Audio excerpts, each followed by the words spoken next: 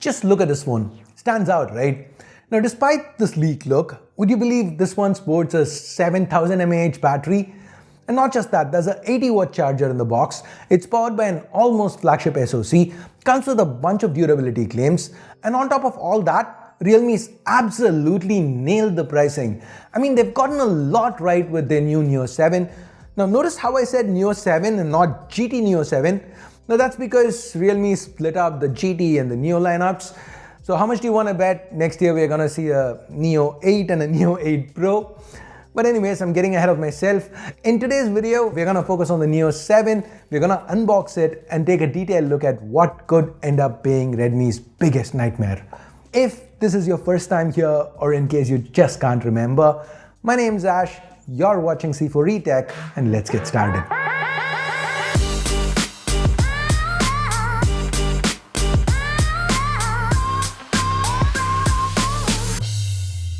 The box is pretty simplistic, plain black with the relevant logos. As always, I picked up the base variant, which is 12256. Let me use the pull tab to remove the protective plastic.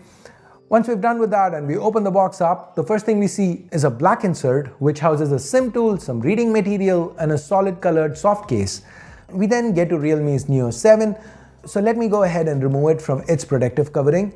So I went for the blue colorway this time. Realme also offers this phone in black as well as white, but the blue, it just stood out to me. I really like the way this back looks, how it changes when it catches light, how the branding is muted and goes very well with the design, unlike being an eyesore as it used to be on some phones in the past.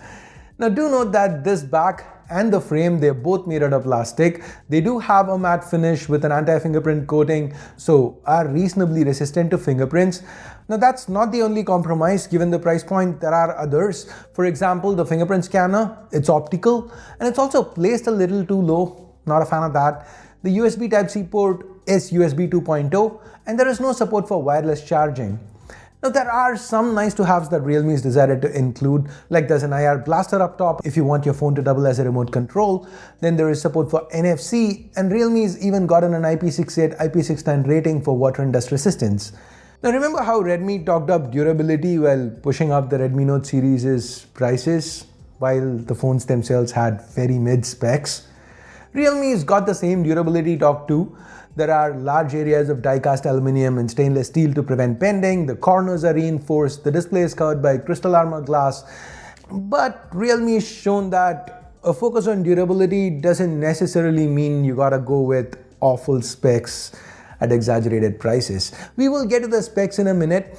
Now the display here is flat, but the back curves on all four sides, so the Neo 7 feels slimmer than its 8.6mm thickness. It does feel a bit hefty at 215 grams though.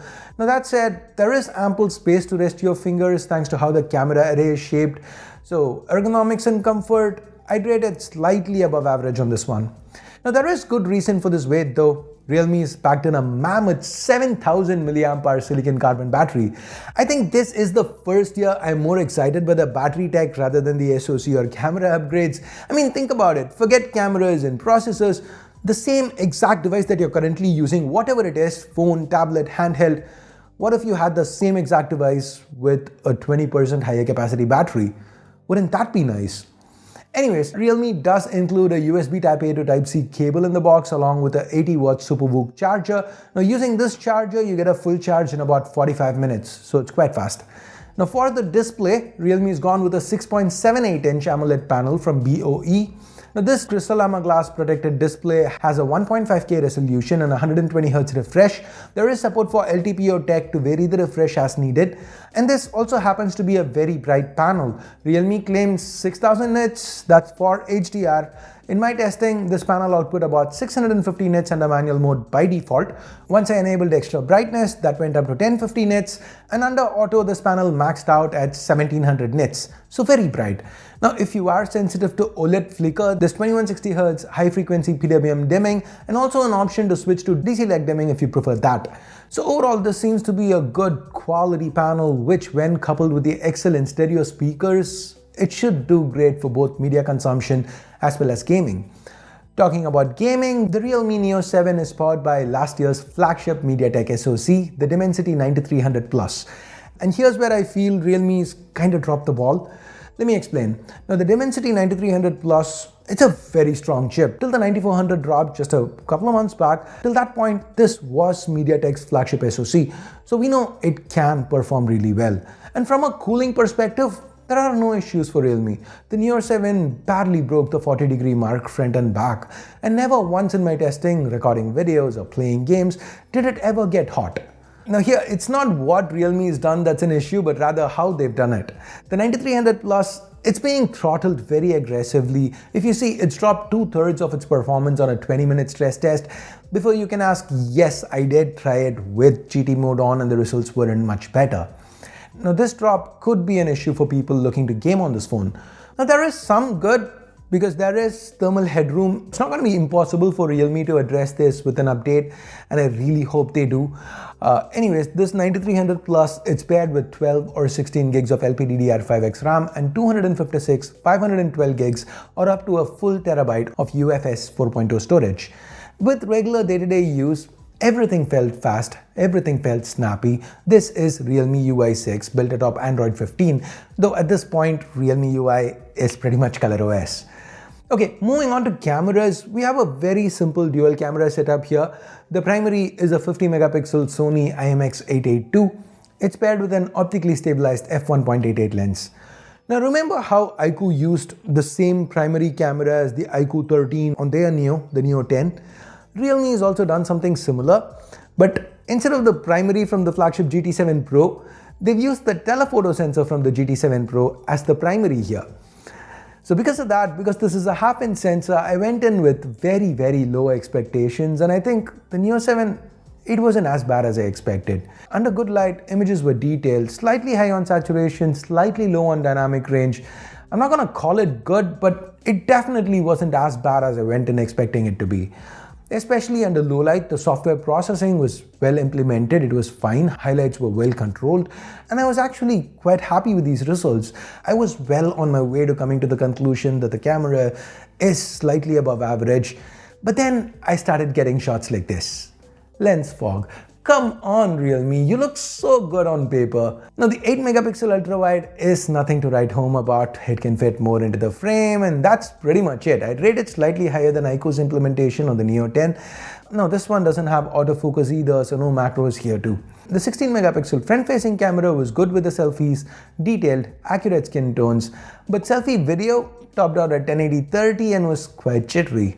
Now the rear camera can shoot at up to 4K 60, but the footage was again very mid, especially the dynamic range, and there was also noticeable jitter. So guys, to be honest, on paper the Realme Neo 7, it looked awesome, it was very promising, and a large reason for that is the fact that this is a phone with a 7000 mAh battery and an almost flagship Dimensity 9300 Plus. But it also happens to have been launched at just 2099 renminbi. Converted, that's about 24,500 rupees or $290 US. Now, of course, given these specs and this price tag, there were always going to be compromises, and that's why I was fine overlooking some things like the lack of wireless charging, not having a telephoto camera, the sides and the back being plastic, the overall average optics.